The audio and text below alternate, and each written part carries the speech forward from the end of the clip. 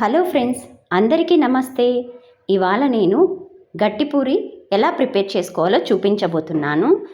So సమ్మర్లో పిల్లలు ఇంటి దగ్గరే ఉంటారు కాబట్టి ఇవి స్నాక్స్ లాగా చేసి పెట్టుకోవచ్చు మనము. సో ఎలా ప్రిపేర్ చేసుకోవాలో ఇప్పుడు చూసేద్దాము. సో నేనైతే ఇందుకోసము ఆశీర్వాద్ గోధుమ పిండిని అయితే తీసుకుంటున్నాను. తెల్ల గోధుమ పిండి కంటే ఈ ఎర్ర గోధుమ పిండి బాగుంటుంది ఆశీర్వాద్ది. సో అందుకోసం అయితే 3 కప్పుల వరకు నేను గోధుమ పిండిని తీసుకుంటున్నాను. సో కొన్నిగా ప్రిపేర్ చేసుకుంటే బాగుంటుందండి. ఎక్కువ చేసుకొని నిల్వ ఎక్కువ రోజులు పెట్టుకునే కంటే ఫ్రెష్గా చేసుకుంటే బాగుంటుందని నా ఉద్దేశము. సో అందుకోసం అయితే నేను 3 కప్పుల వరకు గోధుమ పిండిని అయితే తీసుకున్నాను. సో అందులోకి తగినంత సరిపడినంత ఉప్పును వేసుకోవాలి. సో మీరు కొంచెం చప్పగా కావాలనుకుంటే చప్పగా అయినా తీసుకోవచ్చు. ఇందులోకి మనము ఈ గట్టి పూరీలోకి పల్లీల పొడి వేసుకొని తింటే చాలా బాగుంటుంది. అందులోకి 1 టేబుల్ స్పూన్ జీలకర్రని యాడ్ చేసుకొని అందులోకి 1 టేబుల్ స్పూన్ కారాన్ని కూడా యాడ్ చేసుకోండి. సో కలర్ కోసం అయితే మనం కొద్దిగా పసుపును అనేది 1/2 టీ స్పూన్ పసుపును వేసుకుంటే సరిపోతుంది, ఎక్కువగా లేకుండా. సో అంతా బాగా మిక్స్ చేసుకొని దాంట్లోకి వాటర్తో కలిపేసుకోవాలి. కొద్దిగా వాటర్ వేసుకుంటూ కలుపుకోవాలి. ఎక్కువగా ఒకేసారి వాటర్ వేస్తే పిండి పతలా అయ్యే ఛాన్స్ ఉందండి. సో అందుకోసం మనము కొద్దిగా వాటర్ వేసుకుంటూ పిండిని బాగా కలుపుకోవాలి. సో బాగా గట్టిగా కలుపుకుంటే మనం పిండిని బాగా గట్టిగా కలుపుకోవడం వల్ల మనం ఉండలు కూడా బాగా చేతికి ఉండలు చేయడానికి బాగా వస్తాయి. సో ఆ ఉండలు అనేటివి గట్టిగా ఉంటే మనం పూరీని రుద్దడానికి బాగా ఉంటుందండి. సో ఎక్కువ పతలాగా రుద్దితే పూరీ అనేది నీట్గా రాదండి. మనం పిండితో పూరీని రుద్దుకుంటాము. సో మామూలు పూరీలైతే కొంచెం పతలాగా వచ్చినా ఇబ్బంది లేదు. సో ఈ గట్టి పూరీకి మనం పూరీని పతలాగా రుద్దాలి కాబట్టి పిండిని గట్టిగా కలుపుకోవాలి. ఎక్కువగా వాటర్ వేయకుండా కొద్దిగా వాటర్ వేసుకుంటూ పిండిని బాగా కలుపుకోవాలి.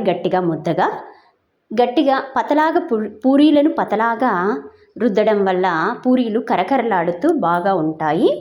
సో పిండిని అయితే పూర్తిగా బాగా గట్టిగా కలిపేసుకున్నాం ఇప్పుడు. సో అంతా ఒక గట్టిగా ముద్దలాగా తయారు చేసుకొని వాటిని చిన్న ఉండలుగా ప్రిపేర్ చేసుకుంటే బాగుంటుంది. మరి పెద్ద సైజ్ అయితే బాగుండదండి. సో పిల్లలు కూడా చిన్న పూరీలు అంటే బాగా ఇష్టపడతారు కదా. సో అందుకోసం మనమైతే ఆ ఉండలను చిన్నవిగా ప్రిపేర్ చేసుకుంటే బాగుంటుంది. సో మనం రుద్దేటప్పుడు కూడా పెద్ద సైజ్ అయితే మరీ పతలాగా రావాలంటే కొంచెం ఇబ్బంది అవుతుంది. సో అందుకోసం అయితే చిన్న ఉండలుగా మనం ప్రిపేర్ చేసుకుందాం. సో పిండిని ఒక 1/2 అవర్ పాటు నానబెట్టేద్దామండి. సో దానిపైన ఆ తడి క్లాత్ అనేది పెట్టేసుకుందాము. పిండి అనేది డ్రై అయిపోకుండా ఉంటుంది. సో ఒక 1/2 అవర్ తర్వాత తీసి మనం చిన్న ఉండలుగా ప్రిపేర్ చేసుకుందాము. చిన్న ఉండలుగా ప్రిపేర్ చేసుకోవడం వల్ల మనం రుద్దేటప్పుడు కొంచెం పతలాగా రుద్దుతాం కాబట్టి కొద్దిగా పెద్దగానే వస్తాయి పూరీలు.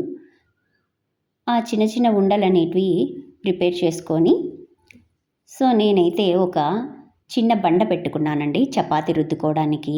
అలాగే పూరీలు దానిపైనే నేను రుద్దుతాను పూరీలను. సో మనం ఈ పూరీలను రుద్దేటప్పుడు బండకి అతుక్కుంటుంది కాబట్టి గోధుమ పిండితో రుద్దుతాము. ఆ పిండి అనేది బాగా అప్లై చేయాలి ఆ బండ పైన. అలాగే ఈ ఉండకి కూడా పూరీ ఎక్కువగా పిండిని అద్దటం వల్ల పూరీ అనేది అతుక్కోకుండా ఉంటుంది. ఆ పూరీ రేకు అనేది అతుక్కోకుండా బాగా మనం రుద్దడానికి బాగా నీట్గా వస్తుంది. పిండి తక్కువగా వేయడం వల్ల మరి అతుక్కుపోతుంది. సో ఇలా బాగా నీట్గా రుద్దుకోవాలి. రుద్దుకున్న తర్వాత ఒకదానిపైన ఒకటి పిండితో రుద్దడం వల్ల ఒకదానిపైన ఒకటి పూరీలు అనేటివి అతుక్కోకుండా ఉంటాయి. సో అన్నీ బాగా పూరీలు అనేటివి బాగా రుద్దేసి పెట్టుకొని పక్కన పిండితో రుద్దడం వల్ల పూరీలు ఒకదానిపైన ఒకటి వేసినా కూడా అతుక్కోకుండా ఉంటాయి. ఇలా ఒకదాని తర్వాత ఒకటి పూరీలను అనేటివి బాగా రుద్దేసుకొని పతలాగా రుద్దుకోవాలి. సో ఎందుకంటే పూరీ అనేది మనకు గట్టిగా కరకరలాడుతూ ఉండాలి కాబట్టి సో పూరీలు చాలా పతలాగా వీలైనంత వరకు చాలా పతలాగా రుద్దుకోవాలి. మరీ హోల్స్ పడేంతగా కాకుండా పతలాగా రుద్దుకోవాలి. ఇంకా ప్యాన్లో ఆయిల్ పెట్టేసి బాగా హీట్ చేయాలి. సో బాగా పొగలు వచ్చేంత వరకు హీట్ అవ్వాలి.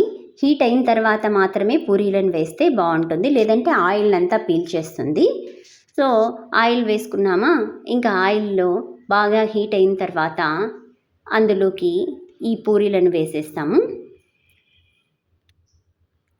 ఈ పూరీలను ప్యాన్లో వేసిన తర్వాత బాగా ప్రెస్ చేయాలి.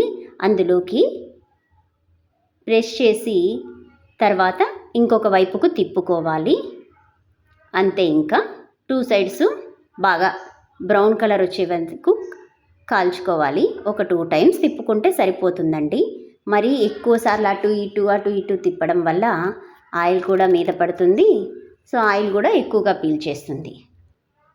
ఇక పూరీలు అయితే బాగా ఒకదాని తర్వాత ఒకటి కాల్చుకోవాలి బాగా. ఇది మా పాప రుద్దిందండి, సో అందుకోసమే అలా షేప్ వచ్చింది. నేను రుద్దుతానని గోల్ చేస్తుంటే సో పాపతో రుద్దిచ్చాను. ఇంకా మనకు కరకరలాడే పూరీలు రెడీ అయిపోతాయి. ఇవి ఎర్రకారం వేసుకొని తిన్నా కూడా బాగుంటుందండి. పిల్లలకు స్నాక్స్ లాగా, సమ్మర్ కాబట్టి ఇంటి దగ్గర ఉంటారు. సో ఏదో ఒక స్నాక్స్గా చేసి పెడుతుంటే బయట తినే ఫుడ్ కంటే ఇంట్లో మనం ఇలా చేసి పెడితే చాలా బాగుంటుంది. సో మీకు కూడా నచ్చినట్లయితే లైక్ చేయండి, అలాగే మా ఛానల్ని సబ్స్క్రైబ్ చేయండి.